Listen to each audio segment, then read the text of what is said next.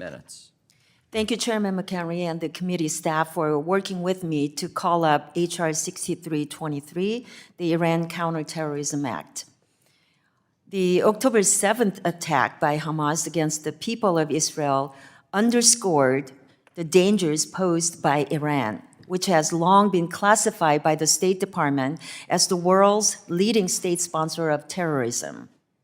Since 2012, the Iranian regime has spent more than $20 billion to support international terrorist groups around the world. Furthermore, reports indicate that Iran raised its funding for Hamas' armed wing over the last year from $100 million to around $350 million per year. Just prior to the October 7th attacks, the administration issued waivers that allowed the transfer of $6 billion in Iranian funds from South Korea to Qatar in exchange for 5 American hostages. While we are all pleased that these hostages have been freed, members on both sides of the aisle have criticized the waivers that led to this ransom payment. Even the administration has had second thoughts.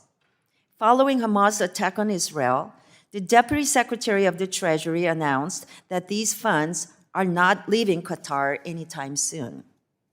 Sources tell our office that there are still tens of billions of dollars of Iranian assets frozen by U.S. sanctions. Who's to say that Iranian regimes does not have an incentive to capture more American hostages in exchange to unfreeze assets?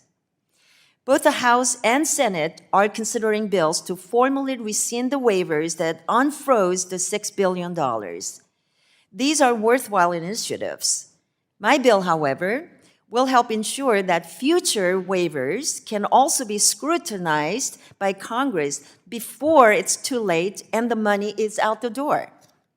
With my legislation, 2 of the waiver authorities that the administration used to pay its ransom would be tightened significantly and reassert congressional authority over the U.S. policy on sanctions.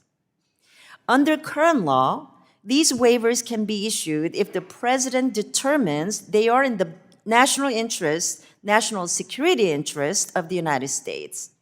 My bill, H.R. 6323, says that relevant sanctions can only be waived if Iran has ceased to support international terrorism.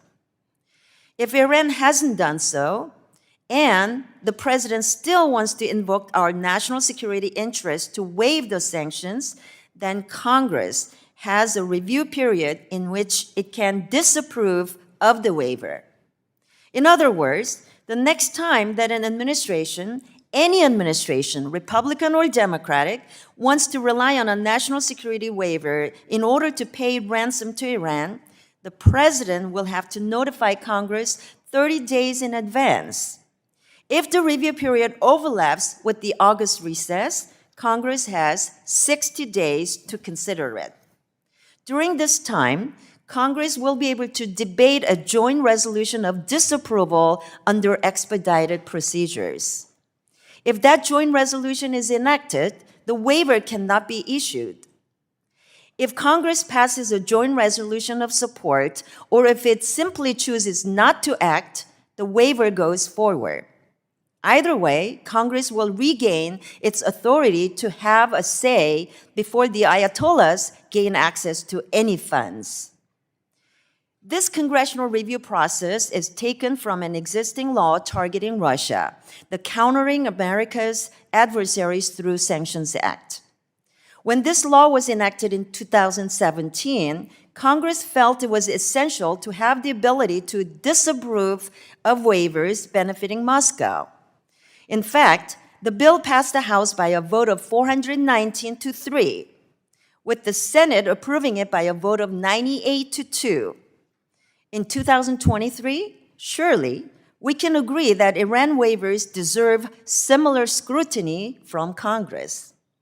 Let me just add here that nothing in my bill affects existing sanctions exemptions for food, medicine, and medical devices. These are blanket exceptions that Congress already built into the sanctions laws we're discussing, and nothing in my legislation changes that. The waivers issued in September were shocking to many of us, even before the October assault on Israel. But after those attacks, every one of us knew that the release of $6 billion through a presidential waiver without any review by Congress couldn't be defended to our constituents. H.R. 6323 will change that. I urge my colleagues to support this legislation, and I yield the balance of my time. Gentlelady yields back. Further discussion, further debate. Ranking